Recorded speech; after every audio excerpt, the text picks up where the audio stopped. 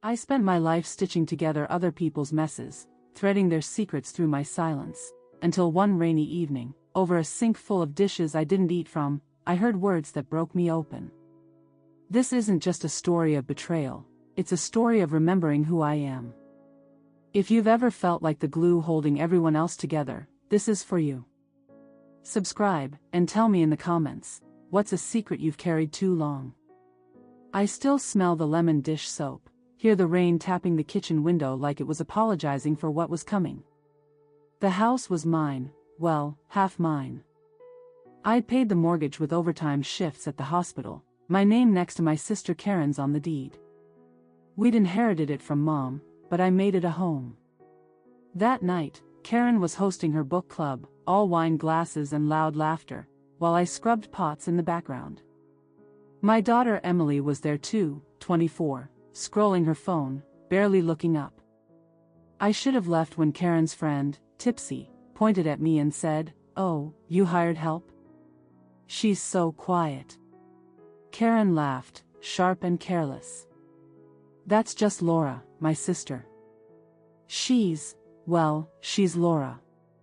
The room chuckled. Emily didn't correct her. Didn't say, "That's my mom." Just kept scrolling.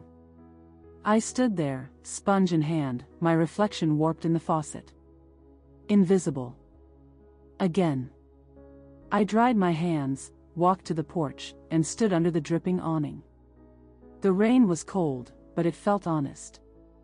I thought about the years I'd spent, raising Emily alone after her dad left, covering Karen's debts when her boutique failed, keeping Mom's deathbed secrets about our family.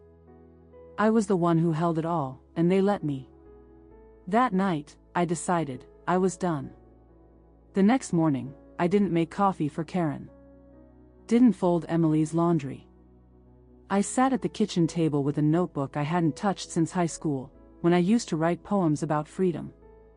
I wrote one word, enough. Then I started digging. Not for revenge, for truth. I went to the attic, where Mom's old cedar chest sat, heavy with dust. Inside were letters, photos, and a journal I'd never seen. Her handwriting, shaky but clear, told a story I wasn't ready for. "Laura, if you're reading this, I'm sorry. Your father wasn't who we said. He was a man I loved before your dad, a man who left when I was pregnant. I never told you because I wanted you to belong." My hands shook. I read it again. My father, the one I'd mourned, the one Karen idolized, wasn't mine. I was someone else's daughter, and they'd buried it. Karen knew. She'd hinted at it once, years ago, when we fought over Mom's will. "You're not even fully one of us," she'd spat, then laughed it off. I'd let it go. Now, it burned. I didn't confront her. Not yet. I kept writing, filling pages with every time I'd swallowed my voice, when Karen took credit for my ideas, when Emily called me overbearing for asking about her life. I wrote until my wrist ached, until I saw the pattern. I'd been their keeper, their shadow, and they'd let me fade. A week later, I started small. I stopped paying Karen's share of the utilities. She noticed fast, storming into the kitchen with her phone bill. "What's this, Laura? You're cutting me off?" I looked at her, calm. "Pay it yourself." Her eyes narrowed, but she didn't push. Emily, though, was different. She came home from her barista job, tossing her bag on the couch. "Mom, why's Aunt Karen freaking out? You're acting weird." I handed her a letter I'd written the night before. "Read this." It wasn't long, just the truth about how I felt, how her silence that night cut deeper than Karen's words. She skimmed it, rolled her eyes. "You're so dramatic." I didn't say anything because it wasn't a big deal. I nodded, slow. "It was to me." She left without another word. That's when I knew, I wasn't just breaking free from Karen. I was letting go of the version of Emily I kept hoping for. But the journal, Mom's truth, kept pulling me back. I tracked down the man she'd named, a retired teacher living an hour away. His name was Daniel. I didn't call him. I drove to his town, sat outside his small brick house, watching him water his garden. He looked kind. Ordinary. Like someone I could have known. I started visiting a community center near his house, not to meet him, but to feel closer to the life I might have had. The center had writing workshops, and I signed up. For the first time in years, I shared my words aloud. People listened. They saw me. One woman, a poet named Grace, said, "Your voice, it's like a river. Keep letting it flow." I cried in my car after, not from sadness, but from relief. Back home, Karen's world was cracking. She couldn't afford the house without me. She tried guilt, leaving voicemails, "Laura, we're family. You can't do this." I didn't answer. Emily moved out, crashing with friends, texting me once, "You're pushing everyone away." I didn't reply. I was done explaining. Then I met Daniel.